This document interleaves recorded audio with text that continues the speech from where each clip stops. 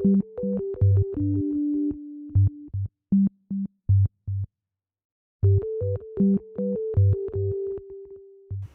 everyone. Today I thought of doing another Get Repoting With Me type video. And this time we were thinking of approaching those subjects that are really recurring when you grow orchids, and everyone seems to have different opinions about them. And I was thinking, since our channel is kind of new, we haven't really approached any of these subjects yet, so you guys don't know what our opinions are about them. And I thought we could talk about it a little bit while I repot some really overdue plants. Some plants that I have that I've been wanting a repot for a long time and I just haven't gotten around to it. I have no idea how many of the topics I'm going to be able to cover because I don't think the repots are going to take too long. So if you enjoy this type of video, let me know and maybe I'll do a few more. The first plant I have here to repot is the Maxillaria Schunkeana. And this one really needs another repot. It was repotted almost 2 years ago, but as you can see, it's literally running out of the pot. And now that it has a new growth here, I think it's the appropriate time to give it a bigger pot. I don't think this is going to be a hard repot, so let's get into it. So the first topic I thought about addressing is whether or not to cut the flower spikes on your complex hybrid Phalaenopsis. Some people like to keep them intact and hope for more blooms.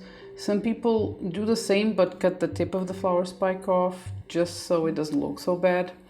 And others cut them completely after they flowered because they believe the flowers you get the second time around just don't look so good.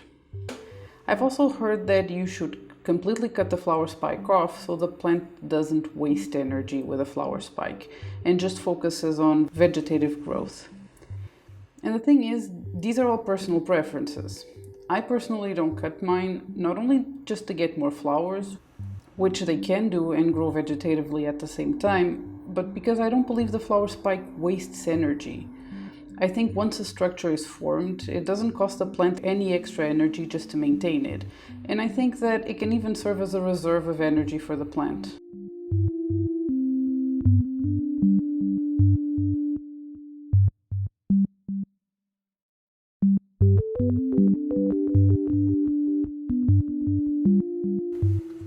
Well, turns out none of these roots are actually dead, so I guess I'm just gonna keep all the roots on. I think that might be a first. And now for the eternal pot size decision. The only sizes I have above this one is this one that kind of fits, and this one that's much bigger. This one has really big slits, so I would have to add a lot more sphagnum. This one takes a lot of room. Decisions. I'm just gonna go with a bigger one, give it room to grow.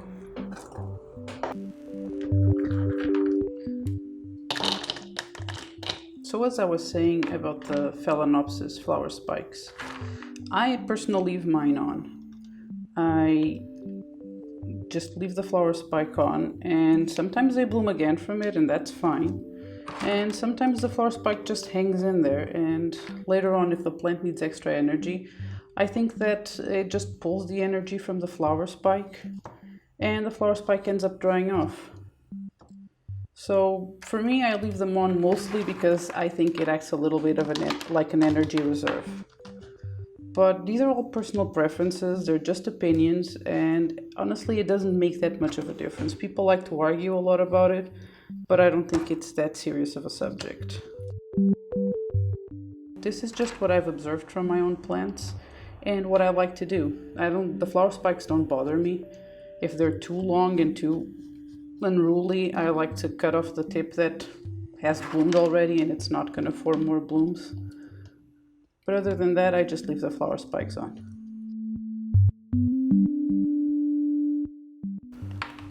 This might be one of the easiest repots I've done in a long time. Probably because I'm really upsizing the pot, but oh well.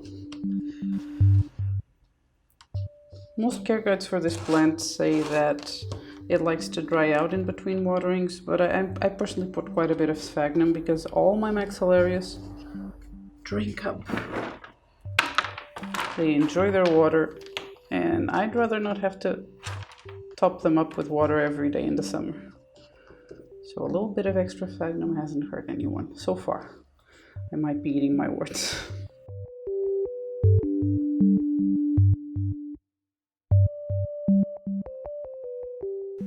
Okay, and I guess that's the repotted plant. I could have gotten away with waiting for spring in that medium because it wasn't breaking apart or anything yet, but it was really growing out of the pot, and if this growth here keeps developing as it is, I'm just gonna get roots out of the pot, and that's always a mess. So I don't usually get bad results with repotting in fall. Actually, the last time I did like a major repot of most of my plants, it ended up being in fall because it was when I was coming off a period where I was kind of neglecting them and not paying too much attention to them, and came like September or October, I just looked at all of them and said, enough, I'm going to take some time and take care of my plants.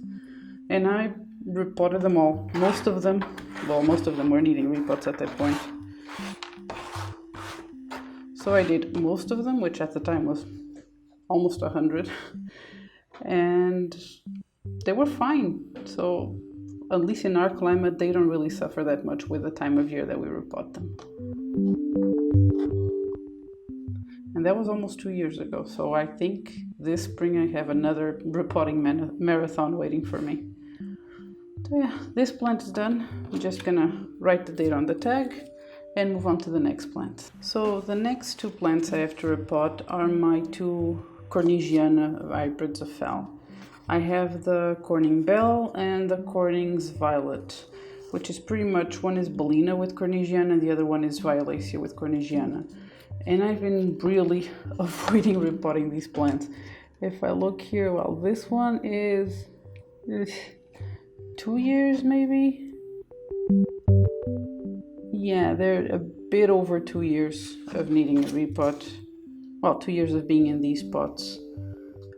But these plants are so finicky. I would love to have a Phalaenopsis corningiana, but I'm afraid because these two hybrids, they sulk. You can see here that some of the leaves at some point were growing distorted. Now it's recuperating, but this poor leaf.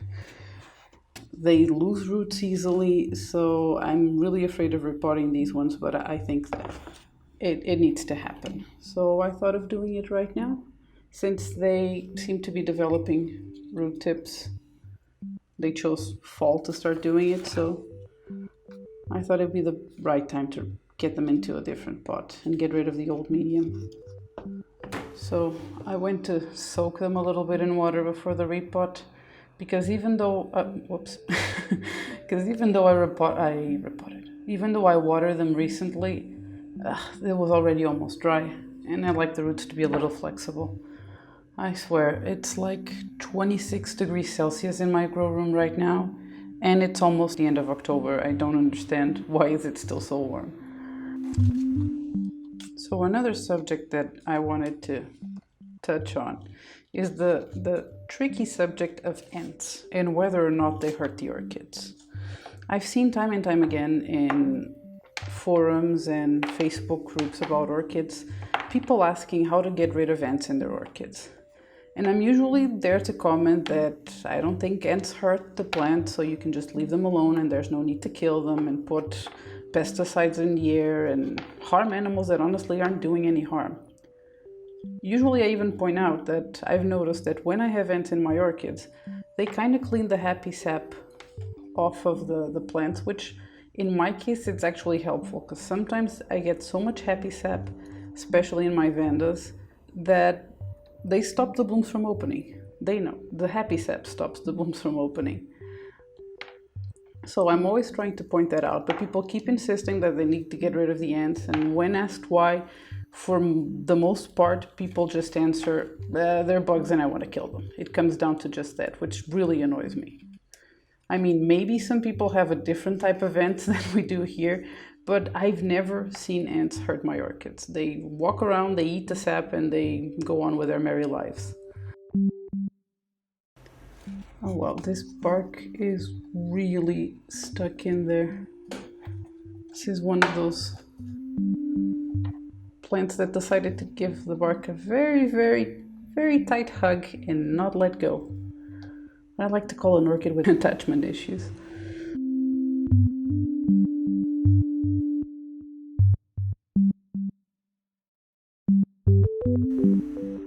Oh, great. Not even halfway there and already a broken root. Great job, Isa. So what I was saying about the ants. That was all there was to it, and I wasn't even going to mention it in a video. Until the other day, something interesting happened in a Facebook group where all interesting things seem to happen. Someone said that I was wrong because ants do harm the plants because they farm aphids. And here's the thing, I've heard of ant farming. It's a really interesting phenomenon. It's when ants decide to gather and keep aphids, pretty much like farm animals, and they don't harm the aphids, they protect them, and they just eat the honeydew that the aphids naturally produce. But here's where things get tricky to me. First of all, not all ant species are farmers. I've never seen it around here, I've only seen it on TV documentaries, so I don't think it's that common. And second of all, if that's what's happening in your orchids, if what you have is ants that are hurting aphids, and that's why you need to get rid of them, you don't have an ant problem, you have an aphid problem. At least that's how I see it.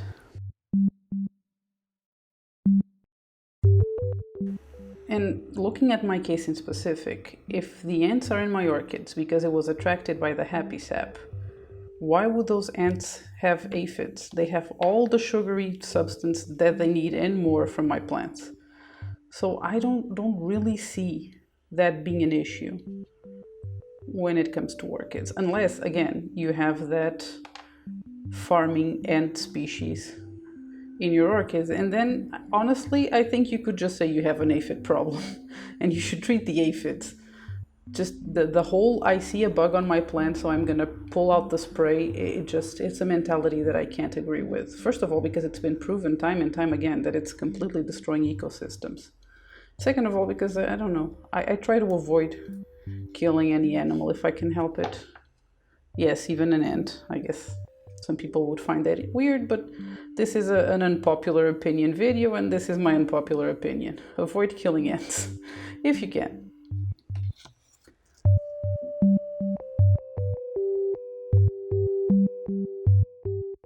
I guess this is what happens when you keep Phalaenopsis in tiny pots more time than they should. You get a massive root system all in a teeny tiny ball. And now good luck getting all the bark out.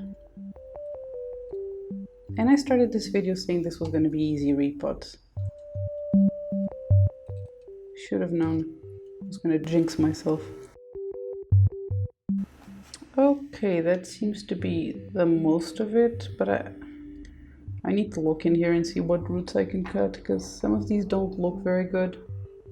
So I might as well cut them off and make room. Well, that took longer than expected, because we had to put holes on the pot. So, and I ended up picking a much bigger pot, because she has plenty of roots and I'm pretty sure she's gonna make more. And taking off the bark off this orchid took way longer than I expected, so I don't think I'm gonna have time to repot the other one. Especially since today is Halloween and we kind of have our own traditions around here. And when I say we, I don't mean my country, I mean in this household, which mainly consists of watching horror movies all day and eating lots and lots of junk food.